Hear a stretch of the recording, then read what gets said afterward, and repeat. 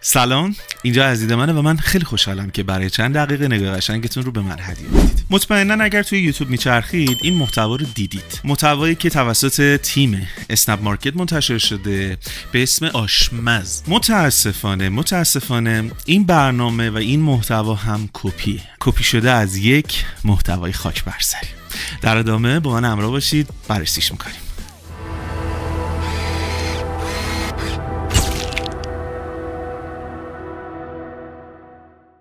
سلام علیکم، حال شما چطوره؟ خوب هستین؟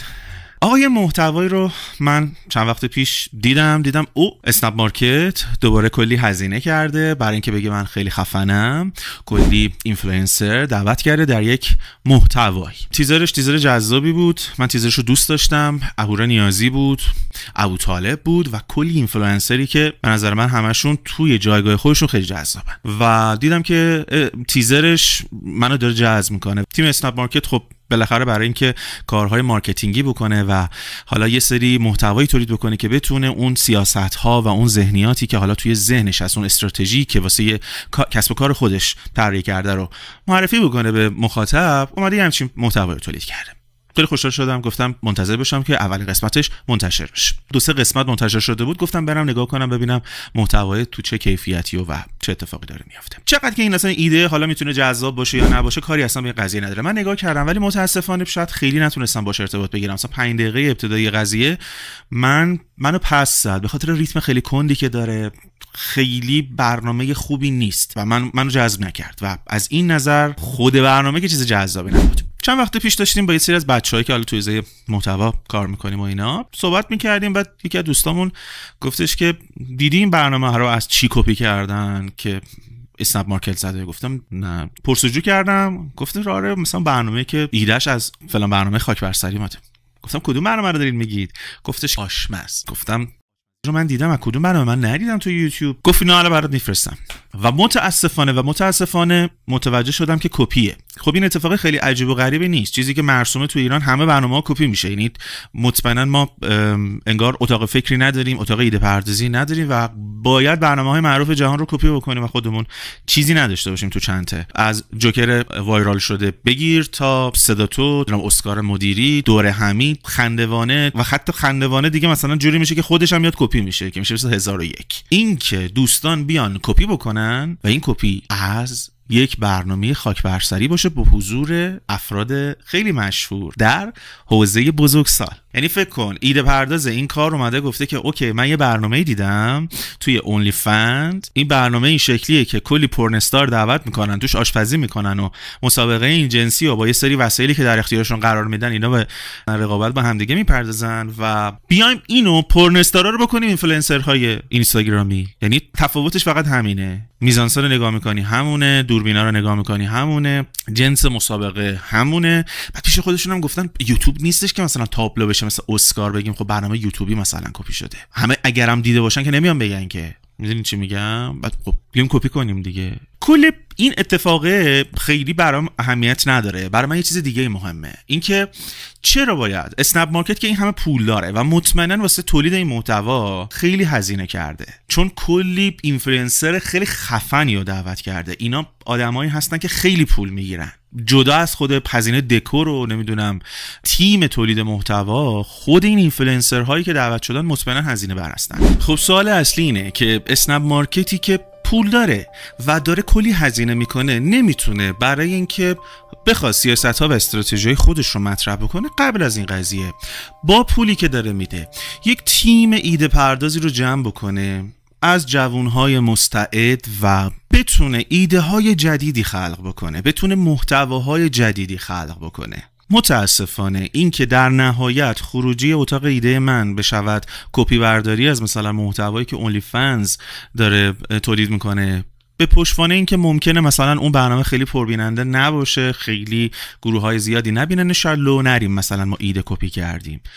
با این، یعنی به اتکا به این قضیه خب نمیشه محتوا تولید کرد. این خیلی دردناکه، اینکه توی ایران کسی که مؤلفه، کسی که خلاقه و کسی که خالق یک اثر کمترین برداشت رو داره از نظر مادی و این خیلی دردناکه. مثلا شرکت‌های مهم تبلیغاتی توی ایران متاسفانه هیچ گونه تیم ایده پرداز ندارن. یعنی این خیلی براشون سخته و زورشون میاد، انگار خیلی بهشون فشار میاد که یه 15 تا آدم استخدام بکنن بشینن صبح تا شب ایده بنویسن. آقا من پول میدم به تو ماهی 20 میلیون تومان، تو بیا بشین اینجا ایده بنویس.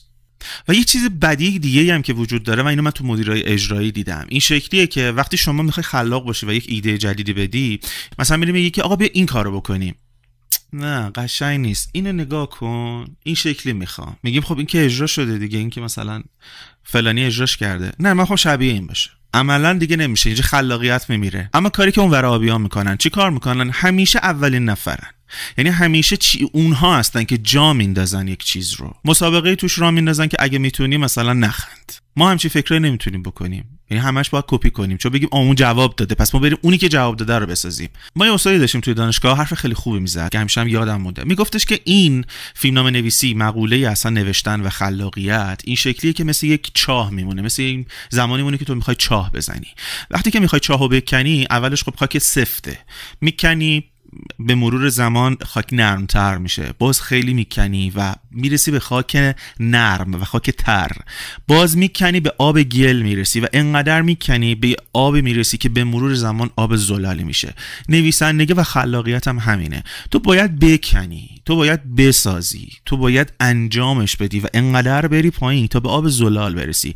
ولی اگه شروعش نکنی و اگر این امتحانا رو رو خودت پیاده نکنی و انجامش ندی، مطمئنا به آب زلال نمیرسی. خلاقیت خیلی مسئله مهمیه.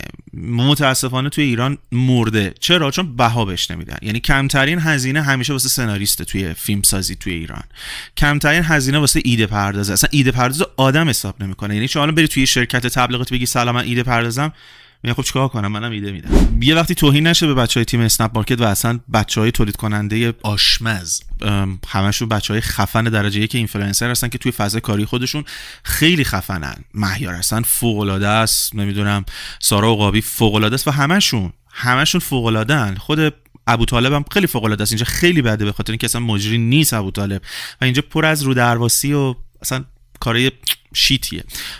نهایتا به این میرسیم که ببینیم چقدر ایده مهمه و چرا توی این مملکت هیچ چیزی مبتنی بر ایده شخصی ساخته نمیشه. دیدیم که برنامه مثل گلیاپوچ میتواند با یک ایده ایرانی، نمونهش در هیچ جای دنیا ساخته نشده و ساخته بشه و دیده بشه و میتونیم افتخار بکنیم، یعنی بگیم دم نیک یوسفی گرم که اومد و برنامه گلیاپوچ رو ساخت که بگه آقا میشه با ایده ایرانی یک بازی ایرانی تولید کرد، ایرانیزش کرد و این بازی رو حتی صادر کرد. یعنی جوری بشه که اونا هم بیان میگن ای چه بازی خفنی ساختید، بیایم ما هم نمونهشو بسازیم. این خیلی چیز خفنیه و ای کاش برسیم به اینکه 10 تا مثل گلیاپوچ ساخته بشه.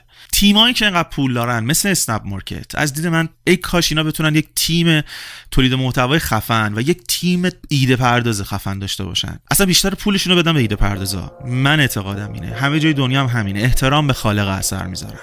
یعنی شما وقتی تو همین فضای یوتیوب کار میکنی، کوچکترین موزیکی از یکی برمیداری، سری کپی رایت برات میزنه که بگه ببین اون خالق اثره و اون باید سود ببره. ایده پرداز رو تکریم بکنی و به ایده پردازی بها بدیم.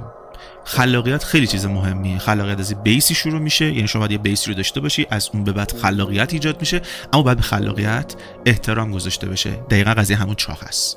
بذاریم بکنن برسن به چیزی و در نهایت بشن مثلا یکی مثل گلیاپوچ. دم ایده پردازه گرم. صدا چی بود؟ برگامم ریخت. چاکریم. حتما نظرتون راجع به این برنامه بدید، من حمایت کنید، انگیزه بدید بهم. چاکریم تا بعد. خدا نگهدار.